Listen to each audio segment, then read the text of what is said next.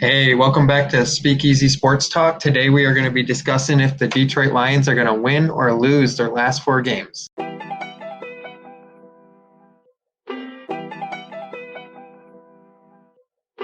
right, let's get into it.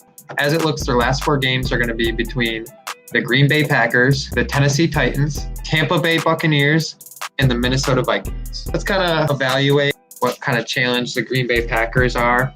I'm going to just go ahead and say that I don't think we're going to win this one. Oh my God! This is one of the games on the remaining schedule I really don't think we're going to win. And for multiple reasons, just because, they got two guys with the name of Aaron over there, Aaron Rodgers and Aaron Jones, and both are on fire right now. In the last two games, the Packers played the Bears, who we just, barely beat. Barely. But they beat the Bears 41-25. And then after that, they went on to verse the Eagles, which they beat 30-16. They had 7 sacks and they had an interception against the Eagles in that game. But there is a foreseeable way to beat them, and that is stop the run. You got to stop the run here. You got to force Aaron Rodgers to have a bad game.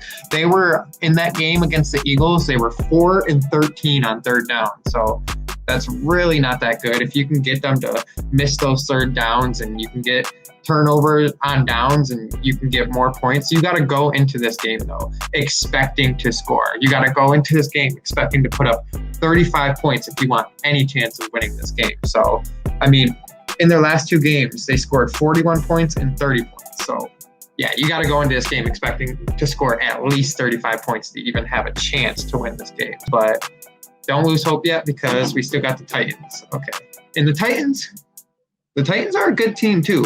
They got Derrick Henry. We all know how much of a threat Derrick Henry is. Yes, he did. He gives it to Henry. Oh my God!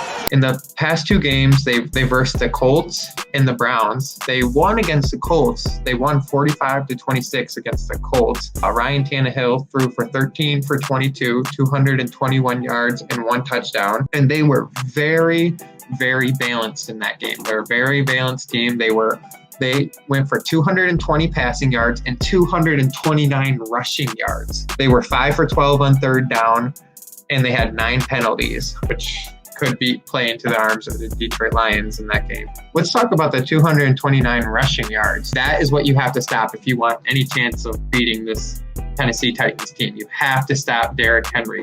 Yes, he did. He gives it to Henry.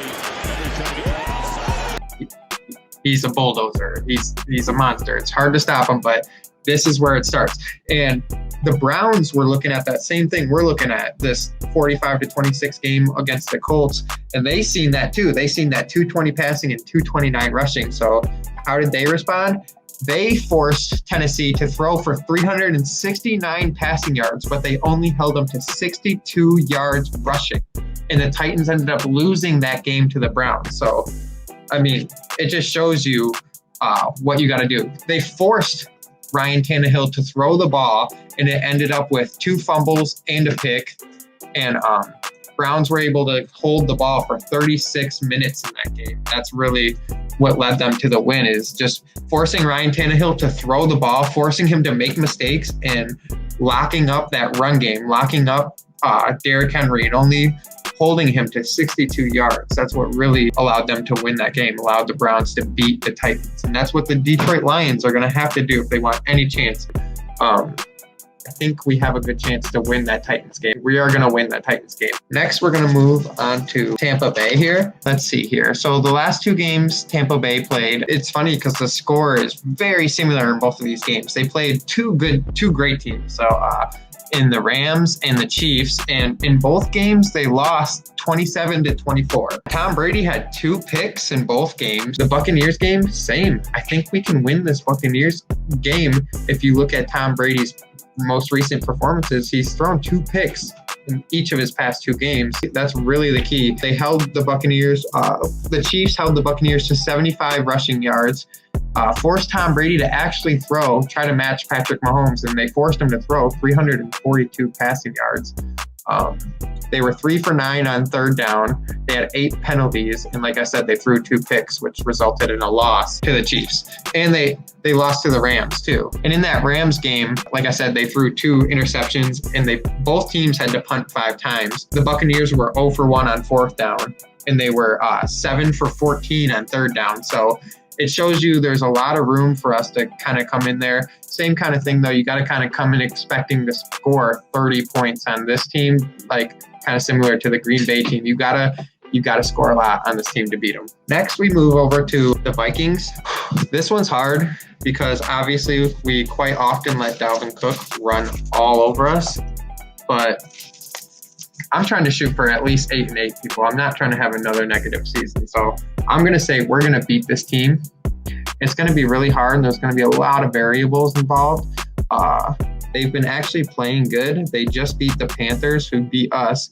They beat them in a 28-27 win. Very close, very, very close. They had 291 passing yards, 96 rushing yards, which isn't the best. The Panthers actually did a good job holding in that rushing game. 8 penalties. They had 3 fumbles, and they were 6 for 13 on third down. So not the best. There is opportunity here. And then they versed the Jags, which this one was even more interesting because that 28-27 win, that's a close win. But this one, it doesn't seem as close with the final score because it's 24-27. But this was an overtime win against the Jaguars that the Vikings pulled off. But they allowed Mike Glennon throw for 28 for 42. He had 2 picks in that game, but still, he had 7 receivers with multiple receptions. He was throwing it all over the field. Now imagine what Matthew Stafford could do. In this game, though, Kirk Cousins did do pretty well. He also had 28 receptions for 305 yards and 3 touchdowns. Yeah, you had Justin Jefferson with 121 yards and Dalvin Cook with 120 yards. They have a great dynamic duo there in those two. And that is going to be the key to stopping this team. You've got to start with the run game. And you got to force Kirk Cousins to make some bad throws, and then you got to lock up that secondary, and you got to stop guys like Justin Jefferson, Adam Thielen from getting open. You got to stop these guys, or else you're not going to be able to beat this team. But I truly do think the way I've seen my Lions play under Darrell Bevell against the Chicago Bears, if they play like this, if they play with their hairs on fire, if they go out there, they have fun, and you stick to your fundamentals, you stop the run. If we can stop the run, I think we have a chance to beat almost all these teams except for Green Bay. Just with the way Aaron Rodgers is playing at an MVP level right now, with Aaron Jones also there with that 1-2 punch, and their defense acquiring 7 sacks in their last game, I don't see us beating Green Bay, but I do see us going 3-1 in this last little stretch, beating the Titans, Tampa Bay, and the Vikings. Ended up the season 8-8, and depending on how some things fall in line, how this and that goes, we could potentially be in the playoffs. It's a really hard place to get, but there's still hope. Oh my God! Wow! That's my video for today. I hope you guys enjoyed it. Like, comment, subscribe. See you guys next time on the Speakeasy Sports channel.